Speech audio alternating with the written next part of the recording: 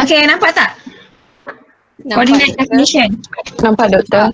Okay, saya nak buat dalam sejam je kelas ni sebab saya ada meeting sekejap lagi. And then saya nak bagi briefing untuk tugasan, lepas tu kita habislah. So besok kita tak ada kelas, awak boleh buat assignment sebab assignment saya letak situ hantar hari Rabu ni. Okay. Okay, so hari tu kita berhenti dekat calculation of coordinates kan? How to calculate the coordinate ni, firstly kita kena calculate the latitude value dengan departure value, and then barulah kita dapat coordinate. Tapi kena pastikan that latitude tu dah adjusted dengan departure pun sama, adjusted departure, and then baru kita boleh calculate kita punya coordinate. Coordinate ni kena final after kita dah buat adjustment untuk kita punya observation data, and then baru kita boleh calculate our coordinate. Okay, so untuk coordinate ni senang je menggunakan bearing dengan distance, tapi yang dah buat yang dah applied for adjustment, and then baru kita akan dapat latitude dengan departure yang menggunakan bodish dengan transit punya method untuk mengira adjustment kepada departure dan latitude, and then baru kita boleh calculate the final coordinate. So macam mana nak calculate ni coordinate ni, saya dah tunjukkan last week. Daripada sini point ni contoh untuk point number 1, first point ni dia punya coordinate this one 1000. And then second point kita dapat nilai latitude dengan departure yang kita dah correct, kita dah betulkan, and then kita dapat 1241. And then daripada sini point 2 kita nak pergi ke cari coordinate for point number 3, and then kita tengok tambah dengan 81.636. Sampailah yang bawah ni. So make sure that point ni 1, and then ini first point. Pastikan nilai ni akan dapat sama semula macam mana first point yang awak start. Mungkin kalau beza pun saya boleh terima 0.001 more than tak boleh lebih daripada ni. This value 0.001, 0.002, 0.002 cannot. So itu untuk calculate coordinate. So kalau dia bagi kita information 2 coordinate, so how to calculate the bearing dengan distance. So dia ada guna rumus dia. Kalau awak masih ingat lagi, difference of easting value plus kuasa 2 plus dengan different value untuk nodding punya ni. Contoh macam ni 100 tolak dengan 320 meter, and then kita akan dapat 220 kuasa 2 plus dengan 300 tolak dengan 100 ni jadi plus lah, so jadi 400 negatif 400, so dapat kuasa 2, and then baru dapat dia punya jarak. Untuk jarak tak ada masalah, tapi kalau untuk cari bearing, so kita tahu beza latitude dia dapat positif dan dia punya latitude dia negatif, departure dia positif. Kalau latitude positif, so dia adalah second quadrant lah. So kalau second quadrant, dia punya nilai mesti within the 90 degree to 180 degree. So that, contoh awak dapat 128 darjah 48, awak guna rumus tangent. Kalau tengok sini kita guna rumus tangent nak dapatkan this bearing. So dapat ni 28 darjah 48 minit 39 saat ni. So dia dalam second quadrant. So quadrant untuk dapatkan ni adalah 180 tolak dengan 28, baru kita akan dapat final bearing untuk this point. So make sure before awak calculate the bearing ni, so make sure awak kena identify dulu this bearing is a first quadrant or second quadrant or third or fourth quadrant, and then baru awak boleh find out dia punya final bearing. So macam ini dia dapat 151 degree 11 minit dan 21 second. Okay, so ini untuk how to calculate the bearing and distance based on pada 2 coordinates given yang diberi. So macam mana nak kira area computation? Kita ada dua methods to calculate the area. Apa purpose untuk determining area ni? Because kita nak calculate the area of closed traverse. So area kita boleh cari kalau dia close. Kalau dia open, we cannot calculate dia punya area. So dia punya rule first dia kena closed traverse. And then macam ni dia ada 5 lines, so dia pentagon, so kita boleh kira dia punya area. So to include the acreage of parcel of land and describing the property. So kita nak tahu berapa nilai. So, luas tu bergantung. Kalau rumah kita pun ada nilai-nilai property tu based on pada keluasan. So itu pentingnya kenapa kita kena calculate the area. So to determine the acre of fields, semua nak tahu. So kalau nak kawasan yang macam awak ni, tanah luas dia dengan taksi apa semua tu, so value dia depends pada keluasan yang ada di atas tanah tu. So kalau nak kira volume, kita kena kira area dululah.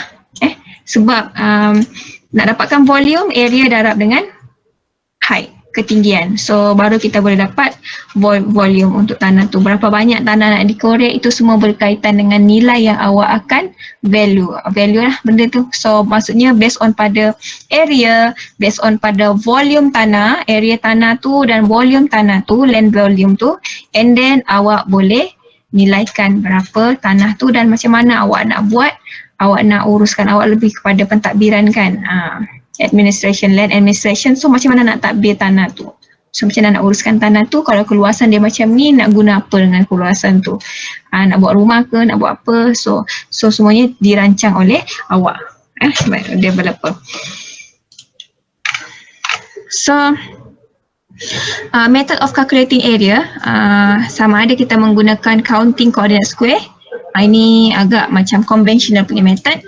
Dividing the area into triangles, rectangle, kita menggunakan, kita buat macam ni, kita buat 1, 2, 3, kita jadikan dia macam agak rumit jugalah sebab kita nak kena jadikan dia triangle, nak jadikan dia rectangle, baru kita boleh kira satu-satu, pecah-pecahkan macam ni lah.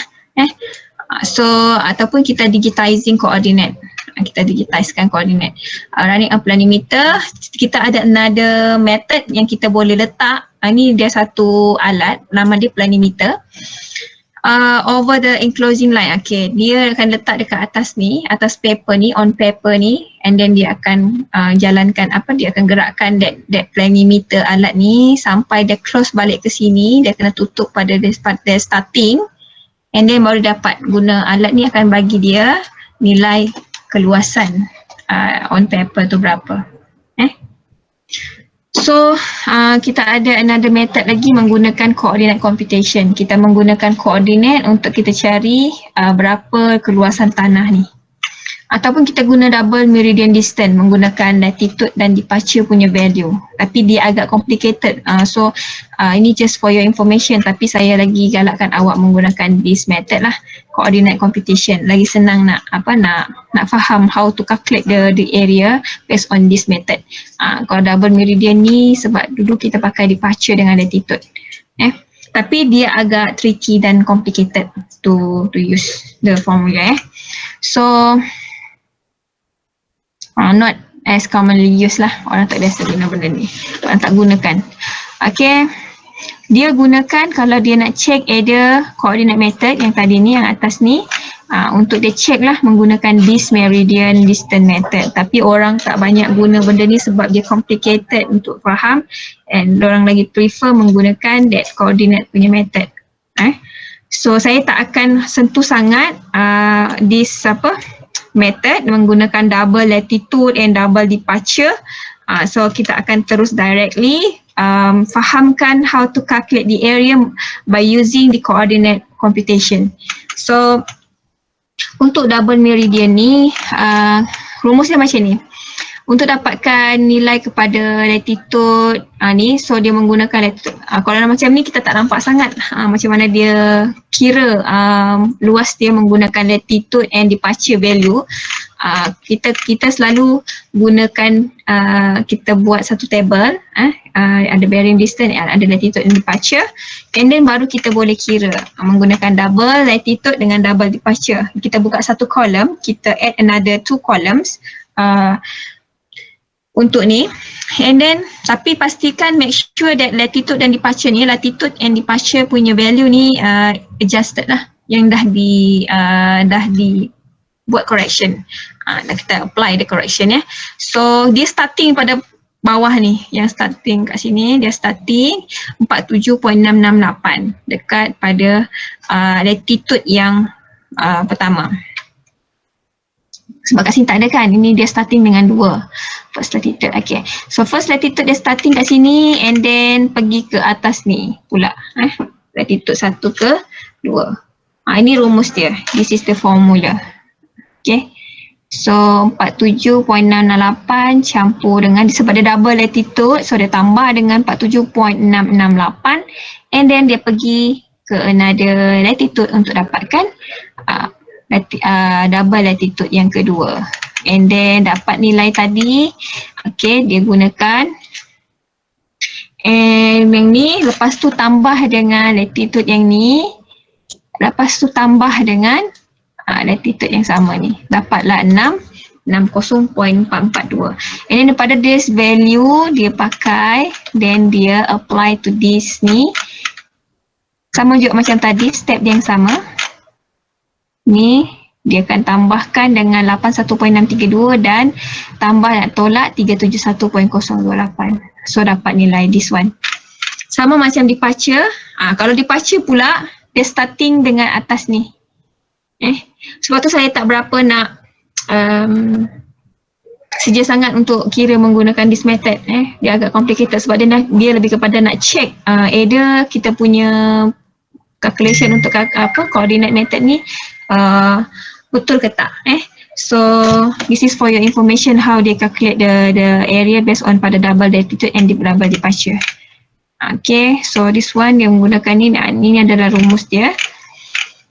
Okay, so itu untuk latitude dan departure punya method. So saya akan go to our second punya method, iaitu calculating area based on pada coordinate method. So kalau coordinate method, for example, this is your traverse shape, bentuk yang traverse yang awak dah establish, and then awak nak calculate the area ni. So based on pada this one punya coordinate, this one punya coordinate, kita jadikan dia dalam bentuk table. Lepas after awak calculate the latitude and departure, and then awak dah adjustkan dia punya latitude and departure, and then awak kira final coordinate, barulah awak kira the area. Sebab area ni kena betul-betul yang dah final punya value. Kalau tak nanti awak punya area pun salah. Kalau dah awal-awal semua dah salah, so final nanti area awak akan dapat salah. So macam mana nak calculate, kalau guna ini adalah rumus dia, tapi saya lagi prefer sebab nodding yang pertama, untuk point pertama darab dengan easting point kedua, plus dengan nodding point yang kedua darab dengan easting point yang ketiga, plus dengan nodding third nodding darab dengan fourth easting. Dia macam dia bersilang lah, tak apa, lagi senang untuk tengok based on pada table senang lah. Okay, prosedur dia macam ni. For example, kalau kita ada 4 points untuk traverse, so kita buat satu station number 1, 2, 3 and 4, and then we close, sebab kita menggunakan close traverse, so dia kena tutup pada station number 1 juga, dia kena tutup satu-satu. So ni ada nilai dia, nodding and easting. So dia punya calculation dia macam ni. Nodding pertama darab dengan second easting, and then plus dengan second nodding darab dengan third easting, and then plus dengan fourth nodding darab dengan first easting. Dia buat macam ni. Okay, so ini so far ini okay, boleh faham. Dia lebih kurang macam double latitude dengan double departure punya ni juga, dengan dia punya cara pun nak kira. Tapi nak dapatkan double latitude dengan double departure tu dia agak complicated to understand. So by using this coordinate method ni rasanya it's better lagi senang nak faham based on pada coordinate. So boleh tak ni? Boleh follow ke ni? Boleh Doktor. Okay, so for example yang ni kita ada coordinate untuk point A, B and C. And then kita kena calculate dia punya coordinate. So 30 darab dengan 100 and then 90 darab dengan 20 tambah dengan 120 darab dengan 60. Tapi dia kena close lah dekat A. So dia memang tak bagi dekat table ni, dia tak bagi bentuk point A. Tapi untuk dapatkan solution berapa area of the triangle, so we have to add one row lagi lah untuk this point A. Okay, so dapat tu and then tolakkan dengan jumlah untuk silangan yang intersection, yang second intersection. Total of second intersection 90 darab 60, 120 darab 100 dan 30 darab dengan 20 di soalan yang inilah. So nilai dia akan dapat 3000 meter square. Not Doktor, ya. yang 0.5 kat depan tu dia dapat daripada mana? 0.5 tu adalah 1/2. Ni dia punya rumus. Rumus segitiga ada. Bukan segitiga je, semua dia boleh pakai lah 1/2 dia. 0.5 ni 1/2 lah. Okay. So lepas tu baru kita dah kira calculate dia koordinat dia, then barulah kita buat plotting. Kita boleh gunakan software AutoCAD to plot our traverse punya shape, ataupun kita boleh sketchkan sendiri menggunakan Excel punya ni. Kalau perasan Excel kita boleh plotkan. So dia ada guna method nak plottingkan dia, sama ada kita gunakan bearing dan distance ataupun kita guna nilai koordinat. Dua-dua kita boleh pakai lah. Cuma bearing and distance ni dia low accuracy sebab dia based on pada direction. Tapi kalau koordinat dia based on point. Okay, for example kita letak point kat sini. Okay, just kita sambung je lah. Macam ni. So dia tetap. Tapi kalau bearing dengan distance, for example kalau bearing dah salah macam ni, lasa sehari bulan dia tak tutup. Dia macam ni je, dia ada error lagi. Sebab tu dia kata low accuracy compare to by using the coordinate punya ni data untuk kita mapkan kita punya traverse ataupun rod. So dia lagi accurate lah sebab dia terus by point, and then based on daripada point tu, based on 2 or 3 point kita boleh joinkan that point, and then dia terus cross lah. So tu beza dengan yang plotting. So ini untuk yang topik ni. So far boleh catch up ke how to calculate the coordinate. So awak kena faham macam mana nak calculate coordinate tu menggunakan coordinate punya method. Kalau double latitude dengan departure, for your information awak boleh lah kalau nak check that awak punya calculation is correct or not, boleh pakai that double latitude and double departure. Okay, so saya nak tunjukkan awak yang saya dah upload dalam e-learning. Mak, kau dah pencai tak, Mak? Yang pencai, Mak? Okay.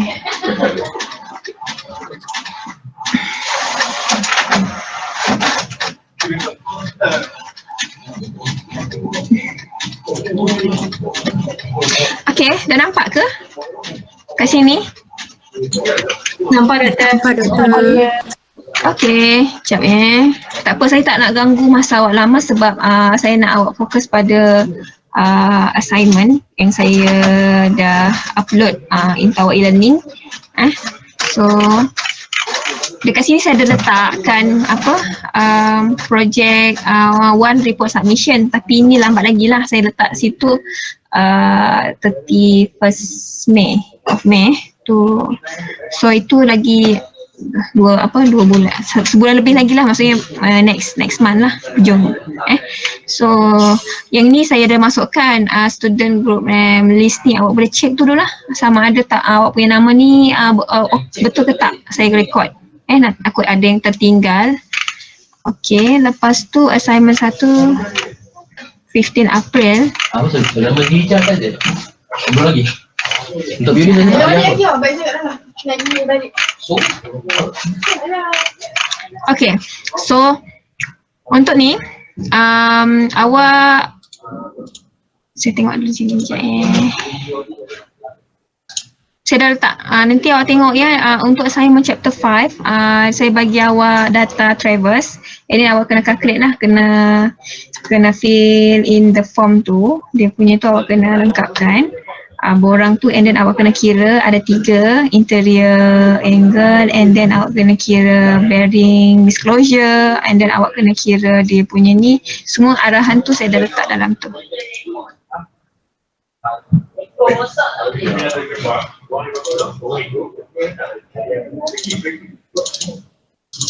Okay, saya buka lah senang terus. Okay. Macam ni, awak kena ada 3 soalan kat sini, ada 4, sorry, bukan. Complete the Travers form by filling in the blanks. Maksudnya awak kena masukkan lah, awak kena isi semua dalam ni. And then angular disclosure, find the bearing for each survey line in the Travers. Maksudnya awak kena kira find the bearing yang inilah, find the bearing untuk each of line, setiap line ni. Yang ketiga, linear disclosure of the Travers, awak kena lepas dah tu sebab saya dah ajak awak dia step by step. Lepas dah kira angle ni semua, bearing dia, and then awak kena cari bearing disclosure, and then Travers disclosure. Bearing dengan Travers disclosure benda dua different term yang different term yang berbeza.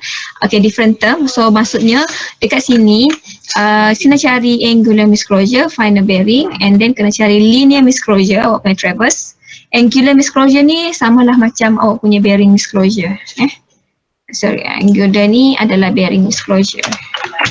Sebab ni bearing kan, bukannya dia punya ni. So use the find the bearing and distance of the survey line to compute the coordinates of station in the Travers dengan apply Bodish method, dan assume that for station number 1 awak punya koordinat adalah 200 dan 300. So apply Bodish method lah untuk buat ni. So awak kena hantar 14 April 2021. Okay, boleh faham? Boleh ke? Faham doktor. Okay. So Faham, ini untuk ini. Okay, ini untuk assignment. So besok awak boleh sitting with your group untuk kira benda ni, mungkin awak boleh hantar lepas tu. So kita ada 4 questions for this assignment yang awak kena fulfill. And then satu lagi saya ada upload kita punya project. This one. First project, supposedly awak kena buat fieldwork semuanya, tapi sebabkan awak tak ada kat UTM, saya hanya boleh share dekat awak this one ni. Video how to conduct Travers survey, dan macam mana nak set up setting up alat tu lah, instrument. Okay, so this one ni ada 2 ni, awak boleh based on pada video ni awak kena buat report. Yang saya kata ni report. Saya kata memang ni behind UKK Lab, tak payah, ni awak biarkan je, ni awak avoid je. Okay, ni adalah contoh alat yang diperlukan untuk kita buat Travers punya survey. And then yang saya kata tadi, refer to the uploaded video in e-learning. So kita ada 5 Travers station dan setiap dia adalah 30 meter, sebab jarak dia lebih pada 30 meter. Dan saya ada berikan koordinat, assume the coordinate for station 1 adalah 1000 untuk nodding dan easting respectively. And then ini biasalah masa awak during awak punya measurement ataupun observation ni, awak pakai pen lah untuk buat, tak boleh pakai pensel untuk isi dead borang tu. So ni awak punya case ni awak boleh type lah sebab saya bagi awak soft copy. Okay, so apa yang awak kena buat, group report tu kena ada benda ni, completed fieldwork booking form and its calculation. Saya nak awak kira daripada starting yang awak belajar chapter 5 tu, Travers competition tu, awak kena kira dia punya Travers disclosure semua tu sampailah awak plotkan awak punya data. Maksudnya awak kena kira semua tu, and then awak kena kira dia punya adjustment for latitude and departure, and then awak kena kira coordinate dia, and then lepas dah coordinate awak kira, awak kena kira di area punya, total area dia berapa. Lepas dah tahu area dia tu, and then awak kena plotkan dia. Plotkan based on pada coordinate yang awak dapat, based pada awak punya traverse coordinate. So and then awak kena explain the step on how to use total station and obtaining result. Okay, ini based on pada video yang saya share dengan awak. So dia punya submission adalah pada 31st Mei. Boleh? 31 Mei 2021. So submission nanti saya akan open pada tarikh ni lah. Nak dekat-dekat tarikh ni saya akan open for submission. So far okay? Clear? Boleh faham ke? So nak dapatkan markah yang okay, so make sure that awak kena ikut requirement yang saya dah address tadi. So good luck untuk buat benda ni. Saya faham awak tak buat fieldwork dan awak tak nampak how to use the total station, how to conduct the survey.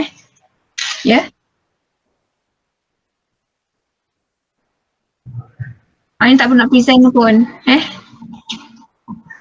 You don't have to present this report pun. You just submit the report, and then based on the report yang awak dah written report, saya akan give the marks based on pada yang saya cakap tadi itulah. Kalau awak dah includekan all the ni dan dia ikut format dia, mesti ada table content, ada introduction semua tu. So memadai lah untuk dapat markah yang okay, to get the good result tu lah. Okay, boleh? So saya bagi awak masa dengan awak punya group member among you untuk awak discuss awak punya chapter 5. Saya tak buatlah kuis minggu ni. So next week after kita buat kuliah, after lecture kita boleh buat kuis terus lah. Raya bila? Puasa pun baru ni, banyak raya dah. Puasa pun tak start lagi. Sekejap. Okay. So next week kita ada dalam ni minggu ni kan. So awak kena settlekan chapter 5. Okay. So next week kita ada buat chapter 6. Kita ada assignment, and then okay, 1st of May tu kita boleh buat ni lah kot. Atau hujung bulan 4 kita buat test. Kuis saya akan buat pada minggu ke 25 macam tu lah. 25 April. Dengan 2nd May saya akan buat test. Okay? Before raya lah, test kita buat before raya. Raya kita berapa? 13 kan? 12 macam tu kan? 12 Mei. So semua kita akan settlekan test awal bulan 6. Kenapa nak raya dulu ke? Lambat sangat lah dek. Bulan 6 saya nak buat 2 test. Kalau test 1 tak okey, ada test 2. Kalau boleh nak buat bulan 6, tapi saya buat 1 test je. So markah tu based on pada 1 test. Macam mana? Tak nak kita buat 2 test ya? Maksudnya 1 test tu saya bagi 10 markah, second test saya bagi 10 markah. Kalau 1 test je 20 markah. Pilihlah yang mana awak nak. Okay, tak apa. Untuk first test ni sampai chapter 5 je. Tak So nanti bila second test tu baru masuk chapter 6 sampai until last chapter. Okay. So saya bagi tahu awal lah. Kita akan buat first test before raya, and then kita punya quiz saya akan buat pada hujung bulan 4 macam tu. Okay, saya nak settlekan dulu several topics untuk kita punya kita punya kelas. Okay, boleh? So awak boleh discuss dengan awak punya group, and then calculation tu dia agak ni sikit, banyak makan masa sikit nak buat. So saya bagi esok untuk awak discuss dengan awak punya ni. So besok kita tak ada kelas live interaction macam ni. Awak boleh discuss dengan awak punya group. Okay, nanti kita akan jumpa pada 18 lah, insyaAllah 18 April kita akan jumpa untuk kita masuk